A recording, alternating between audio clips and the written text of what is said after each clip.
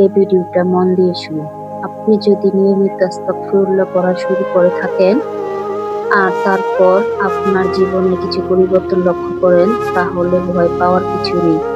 আজ আমি আপনাকে বলবো, আস্তাগফিরুল্লাহ পড়ার পর যদি এই 5টি পরিবর্তন আসে, তাহলে বুঝে নিবেন আল্লাহ আপনাকে ভালো কিছু প্রস্তুত করছেন। পরিবর্তন ১. মন হঠাৎ ভারী হয়ে যাওয়া। আস্তাগফিরুল্লাহ পড়া শুরু করার পর অনেকের মন হঠাৎ ভারী হয়ে যায়, কখনো কখনো কান্নাও আসে। এটা কোনো খারাপ লক্ষণ নয়, এটা মানে হলো আপনার হৃদয়ের ভেতরে জমে থাকা পুরনো গুনাহ ধীরে ধীরে দূর হচ্ছে। রাসূলুল্লাহ সাল্লাল্লাহু আলাইহি ওয়াসাল্লাম বলেছেন, গুনাহ হৃদয়কে কালো করে দেয় আর তওবা সেই কালো দাগ মুছে দেয়। মন ভারী হওয়া মানে আল্লাহ আপনার হৃদয় পরিষ্কার করছেন। পরিবর্তন ২. পুরনো ভুল বারবার মনে পড়া। ইস্তেগফার পড়ার পর অনেকের পুরনো ভুল, পুরনো পাপ বারবার মনে পড়তে থাকে। এতে ভয় পাবেন না। আল্লাহ চান আপনি শুধু মুখে নয়, মন থেকেও ক্ষমা চান। এই সময় ইস্তেগফার বন্ধ করবেন না, বরং আরো বেশি করে পড়ুন, কারণ আল্লাহ তওবাকারীদের ভালোবাসেন।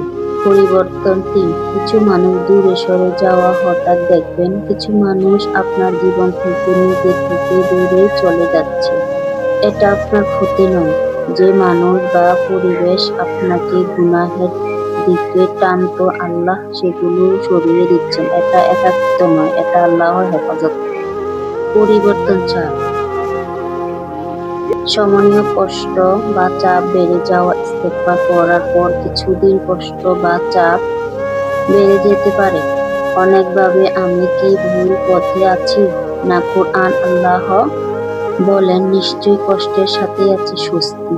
এই কষ্ট স্বস্তি নয়, শান্তি নয়, এটা আপনাকে আরো ভালো দিনের জন্য প্রস্তুত করার একটি ধাপ। পরিবর্তন ৫. আল্লাহর দিকে টান অনুভব করা। হঠাৎ করে নামাজের মন বসতে শুরু করে, দোয়া করতে ভালো লাগে, আল্লাহকে ডাকতে ইচ্ছে করে। এটা সবচেয়ে বড় সুখ। এর মানে আল্লাহ আপনাকে নিজের দিকে ডেকে নিচ্ছেন। যাকে আল্লাহ নিজের কাছে টেনে নেন, তার জীবন কখনো খালি থাকে না। আপনি হয়তো ভাবছেন, আমার জীবনে এত দেরি হয়ে গেছে, কিন্তু মনে রাখবেন আল্লাহর কাছে দেরি বলে কিছু নেই। তাই ইস্তেগফার বন্ধ করবেন না, হতাশ হবেন না। আজ থেকে নিয়মিত বলুন, আস্তাগফিরুল্লাহ, আস্তাগফিরুল্লাহ, আস্তাগফিরুল্লাহ। কমেন্টে লিখুন আস্তাগফিরুল্লাহ। ভিডিওটি শেয়ার করুন, হয়তো কারো জীবনে আজই শান্তি আসবে। আর এমন ভিডিও পেতে চ্যানেলটি সাবস্ক্রাইব করুন। আল্লাহ আমাদের সবাইকে ক্ষমা করুন। আমিন। আসসালামু আলাইকুম ওয়া রাহমাতুল্লাহি ওয়া বারাকাতুহু।